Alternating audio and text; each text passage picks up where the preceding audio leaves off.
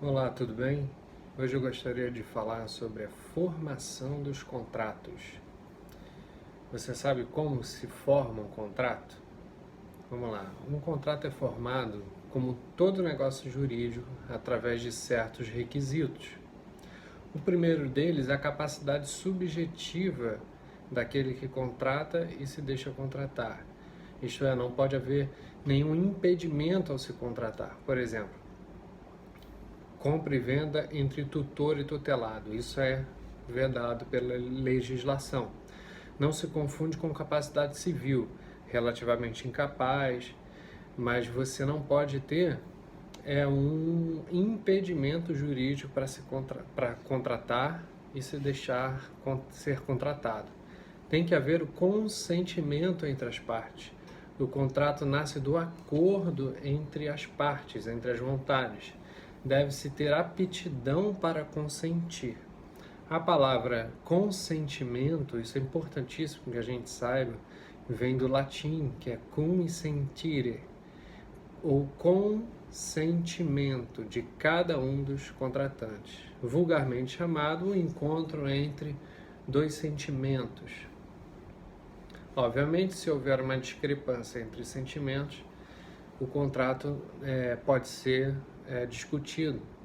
Para o consentimento é necessário ter acordo sobre a existência e natureza do contrato. Óbvio, as partes envolvidas têm que saber o que elas estão contratando. Qual a natureza do contrato? Acordo sobre o objeto do contrato, sobre o que elas estão contratando e acordo sobre as cláusulas que o compõem. Obviamente, isso pode ser objeto de interpretação contratual, que eu falarei mais tarde. Passado o acordo das vontades, agora sim entrando numa parte muito importante. Quando houver o consentimento, os requisitos do contrato envolvem a possibilidade. Isto é, o contrato tem que ser possível, não dá para se vender terreno na lua. Deve-se ter um objeto determinado para que a obrigação do devedor tenha sobre o que incidir. Quer dizer, uma coisa concreta, sobre o gênero, sobre a espécie, sobre a quantidade, sobre as características individuais do objeto que se está contratando.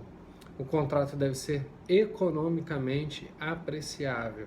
É necessário ter um patrimônio sobre o objeto da obrigação.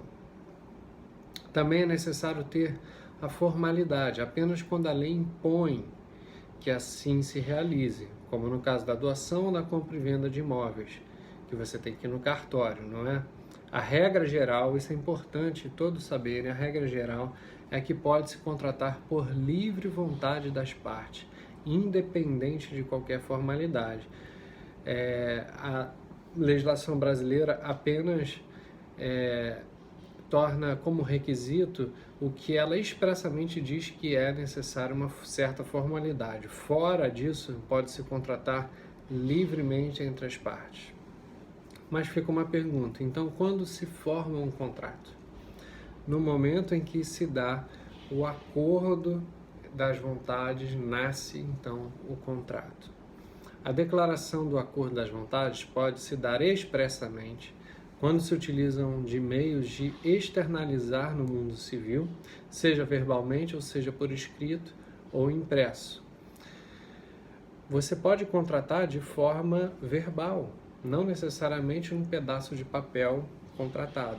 Obviamente, eu recomendo que você faça testemunhas para que essa contratação verbal possa ser, tenha validade, possa ser questionada mais tarde.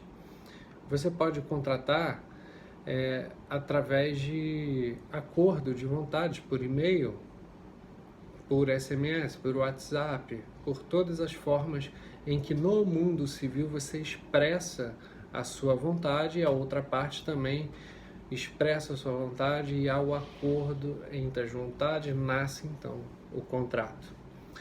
Pode a declaração de vontade ser tácita também, quando a lei não exigir expressamente o aceite de um negócio jurídico através do silêncio. O silêncio também é capaz de se contratar. Até pelo silêncio pode se manifestar a vontade, obviamente através de um negócio jurídico em que você já está inserido, quando você tacitamente ou através do silêncio, você silencia e deixa quieto e deixa correr aquilo que foi avançado. É claro que o contrato nasce através de uma série de atos consecutivos, ou fases que nós chamamos de negociações preliminares. Proposta, aceitação, isso tudo nós veremos em breve. Meu nome é Paulo Viana, me segue direito.